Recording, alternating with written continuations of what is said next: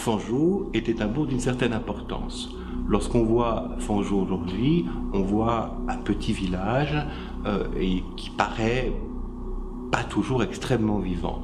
Au Moyen-Âge, on est dans une place forte qui est donc un lieu extrêmement vivant, un petit bourg fortifié bien placé puisqu'on est sur une hauteur.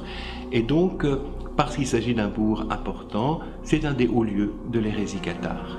Et donc, Dominique s'y installe naturellement et va se mettre à prêcher dans la région naturellement, puisque c'est là que se trouvent les cathares, c'est donc là qu'il faut prêcher. Prouille est le cœur de la mission.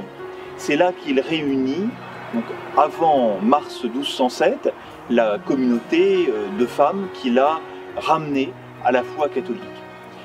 Un chemin mène de Fanjeaux à Prouille. Ce chemin, on peut imaginer que Dominique l'a parcouru des centaines de fois. Au bord de ce chemin de Saint-Dominique, la croix du Sicaire évoque une tentative d'assassinat contre Dominique. Prouille, Fanjeaux constitue comme un carrefour que Dominique empruntait. Alors, route pour aller à Carcassonne. En 1213, pratiquement pendant une année, Dominique prêche dans la cathédrale Saint-Nazaire, dans la cité actuelle.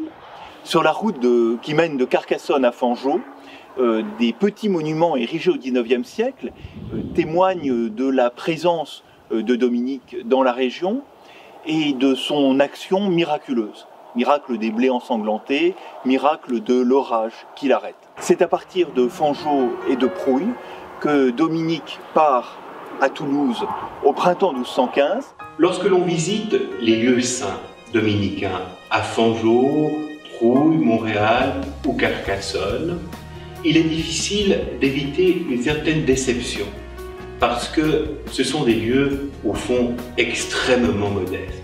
Qu'est-ce que l'on voit? Un ancien couvent qui est du XIVe siècle. On voit la maison que l'on appelle maison Saint-Dominique, pas tant maison de Saint-Dominique, une maison du XIVe siècle. Où Saint-Dominique a-t-il vécu exactement à Fanjeaux? Eh bien, c'est bien difficile de le dire.